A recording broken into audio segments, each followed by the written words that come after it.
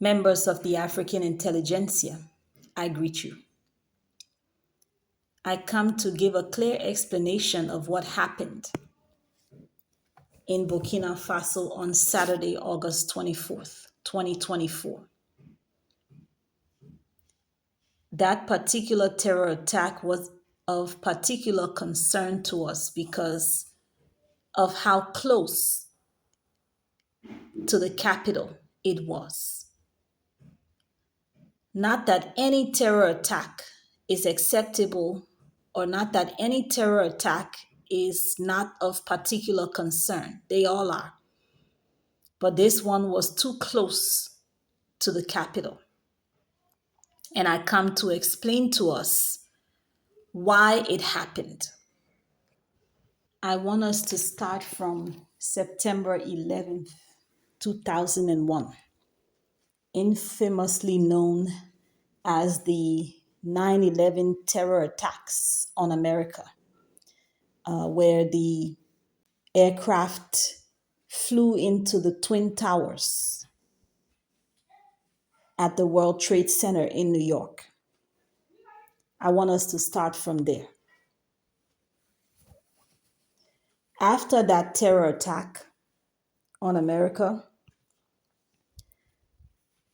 George Bush was notorious for the rhetoric that subsequently sent American troops into war. Iraq, Afghanistan.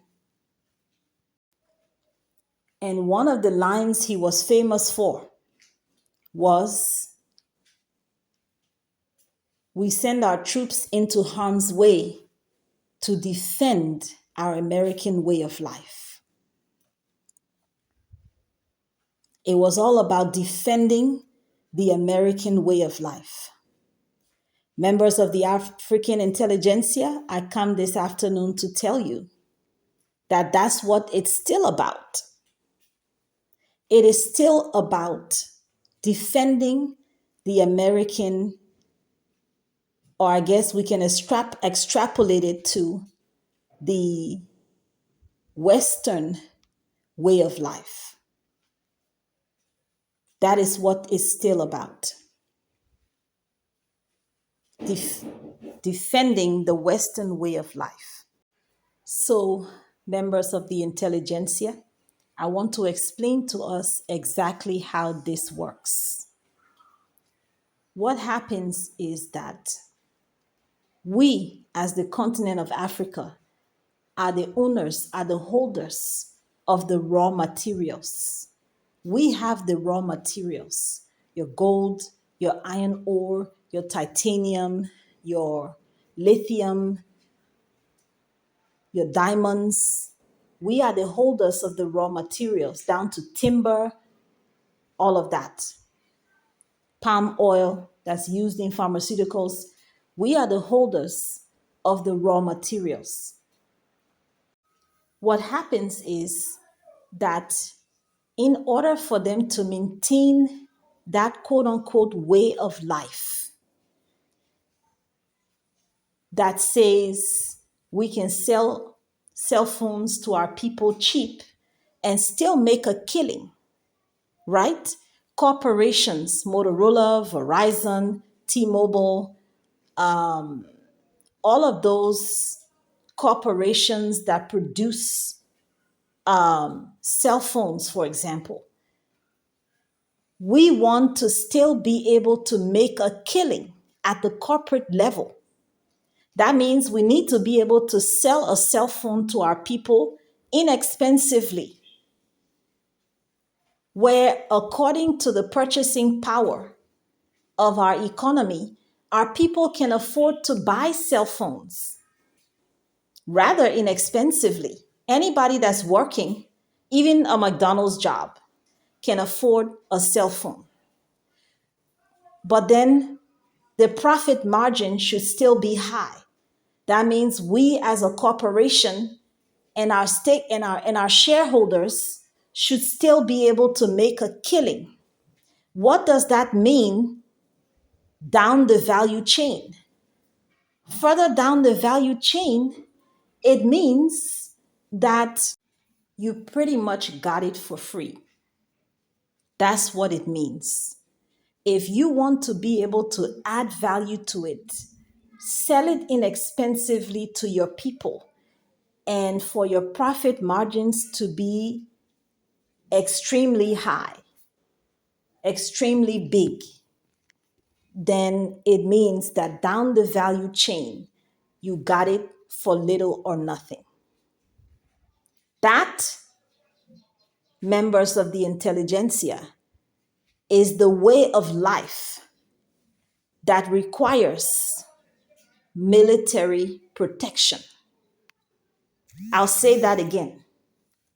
That, members of the intelligentsia, it's the way of life that requires military protection. That is the way of life that requires sending terrorists into your territory to destabilize your economy, to destabilize your country. That is the way of life that requires meddling in your politics. That is the way of life that requires installing a puppet as president of your country, so that anytime you need a consignment of uranium, Puppet Bazoum will be more than happy to send you as much uranium as you need for little or nothing. And they take care of Puppet Bazoum and his family. They get to travel to Paris, they get to go shopping, they get to live the best life possible. But their people are left hanging in the balance.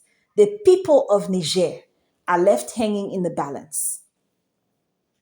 And that is why they do it all over the globe. If you see them doing regime change operations in Latin America, if you see them doing, if you see a president gets assassinated in Africa, if you see them doing regime change operations in African nations, that is why. Because if they can install a puppet, once they find that your country has something they need, once they find that you have gold or you have oil or you have something of value to them, look at the DRC. Look at the DRC. Even the United Nations has been caught pillaging the natural resources of the DRC. So let's get down to Burkina Faso and what happened on Saturday, August 24th. You see how much progress Traoré has been making. And Traoré is part of a three-strand cord, otherwise known as the Alliance of Sahelian States. That's Burkina Faso, Mali, and Niger. The three of them have signed an agreement that makes them one body. Now, those three nations have said to the world, to ECOWAS in particular, if you attack one person, you attack all of us. That means they are a unit. They're operating as a unit. Okay. Now, you see how much progress Burkina Faso has made. You see that Niger has thrown America and France out of the military bases in their country. That means the American and French militaries are no longer able to keep an eye on Niger's uranium. Why is that important? It's important because the way of life of the West is superficial. is dependent, it's superficial and it's unsustainable. It is dependent on free uranium from Niger. You see the Eiffel Tower all lit up, you see the lights of Paris, all of that. It's superficial because Paris doesn't have uranium. They don't produce it. It's coming from somewhere else. And so they have to be able to control that somewhere else that it's coming from so that they can get it in the abundance that they need. So now, you see the progress that Burkina Faso has made. He's opened up a treasury bank. He's no longer sending gold to anybody else's reserves. That's a problem because those reserves that the French speaking countries have been sending to France since independence is what's bolstering the French economy. That's what's boosting the French economy. That is what is backing the French economy. And so their currency, backed by your gold, is valued at more than your currency, which they have to print for you to use. So they need to be able to destabilize Burkina Faso because Burkina Faso is making too much progress for their comfort. Burkina Faso is making too much progress. And the kind of progress, the kind of moves, the protectionist economic policies that Burkina Faso is coming up with, the moves that Niger is making, the moves that Mali is making, represent a threat to the artificial way of life of the West. That whole, oh, America is the best country in the world, France, all that you see in those countries is based on the theft of your raw materials, and it's been that way for decades. Okay, so what if things were actually to be done the right way? What if things were actually to be done the right way? What if Niger were to sell their uranium at the correct market value? You know, the market value per kilo of uranium is between $60 to $80 a pound. France had been taking it out of Niger for about 80 cents a kilo, not even $1. That's what I mean when I say theft. Okay. So now France has to buy Niger's uranium at, let's say, $80 a pound. That means, and it goes that way for everything else. Africa's gold, our diamonds, everything else. What does that mean? That means when they take it over to back to their countries and add value and have to sell those cell phones to their people, not that uranium produces cell phones, I'm just giving an example. Let's say lithium. So what happens if they buy it at fair market value and take it back to the United States or France and have to add value to it? There's a cost associated with production, manpower, electricity. There are costs associated with production. So the price that they purchased it for, the cost of doing business, the cost of production, rather, the price at which they purchased it, the cost of production. And then they have to add a profit onto it and sell it to their people and to anybody else in the world. Because they bought it at fair market value, either they have to sell it much more expensively to their people, or the profit margins for that corporation, for those corporations, will be a lot lower. Yes. Either they have to sell it expensively to their people, or the profit margins for those corporations will be a lot lower. That, members of the intelligentsia, is the artificial way of life that requires military intervention. Yes.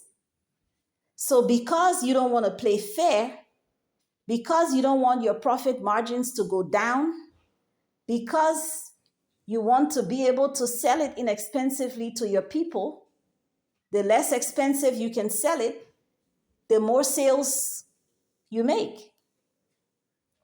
It's competition, because China is also making cell phones and everybody else. So it's competition. No, they cannot afford to buy it at fair market value. If they were to buy it at fair market value, then they will not be able to compete with China and everybody else that's producing cell phones. So that means France has to go back to the old way of doing business. They have to hire some terrorists and, destabilize Burkina Faso, destabilize Niger, and do everything they can to reinstall a puppet that will give them exactly what they need at the price that they need it, and that will keep their mouth shut and not complain. And that's how it's been going. The rest of Africa didn't even know what was happening to the French-speaking West African countries, former colonies of France, until Dr. Arikana broke the news. We did not know. So I wanted to give you the background to what is happening in the Sahel. It's all about, it comes down to one word, members of the intelligentsia. It comes down to one word: greed. It comes down to greed. It also comes down to the arrogance of thinking that your people deserve a better way of life than our people. I'm producing the uranium, I'm producing the gold, but somehow your people deserve a better way of life than me. I'm a shithole country, but somehow your people deserve, your people have better use for gold than my people. I'm producing the uranium, but your people have better use for electricity than I do. That's an arrogant way of life that is unsustainable in 2024. Not that it ever was, but it's unsustainable. So if you're wondering what is happening in the Sahel, that is what it is. If you're wondering where all this terrorist activity is coming from, it's not just a ragtag bunch of terrorists that ain't got nothing better to do than to blow up Burkina Faso. They're being hired. That's their job. They're being paid to do it. It's been proven over and over. There's been video footage of French soldiers with terror cells in some of these Sahelian countries. It's been proven. And your nearby puppets are more than happy to assist in this operation.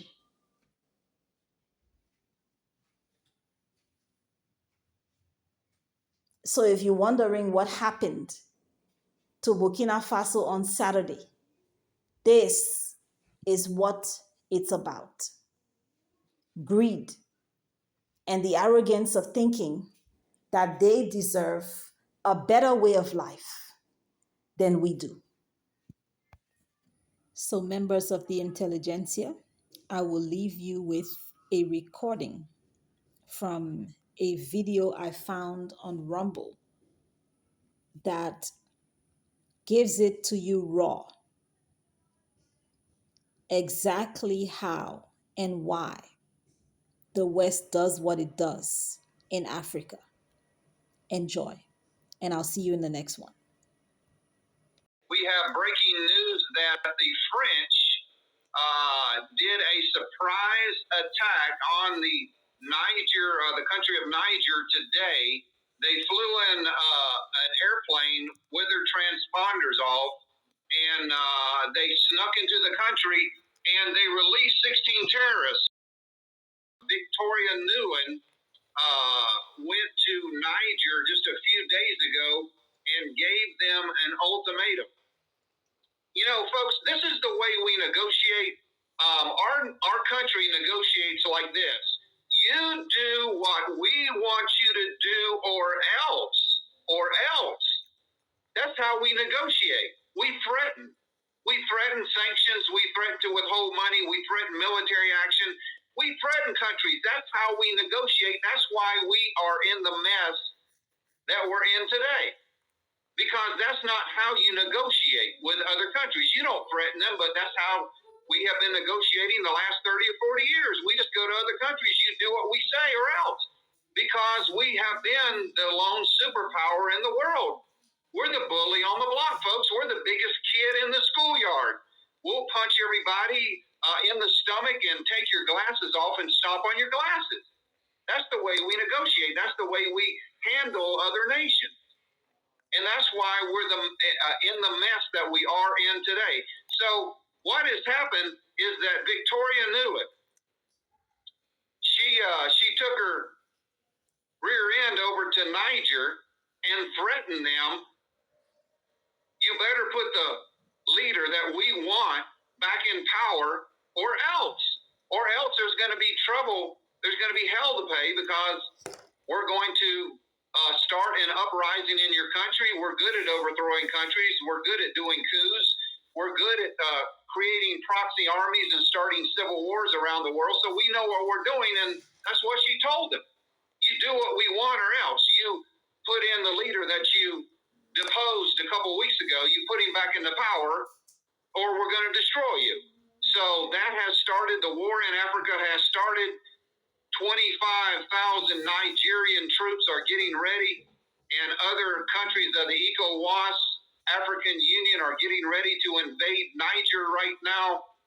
But folks, this is another war front. This is going to be another proxy war. They've been in Africa over 100 years, the colonial powers, and yet Africa is still a third world nation, country, continent. You know why?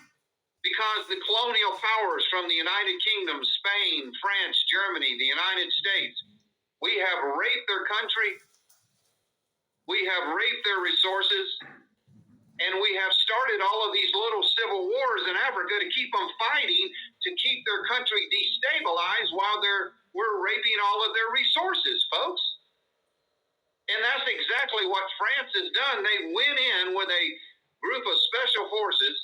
They released 16 terrorists, folks, to insert back into the population in Niger, to rile the population up, to get a civil war going. And we supply the terrorists. I mean, NATO and the United States and France, we are the ones that sponsor these proxy armies, these terrorist organizations like ISIS, like Al-Qaeda, like all of these little proxy armies. We keep the whole world in a mess fighting each other while we steal the resources from the world. And that's what they're doing.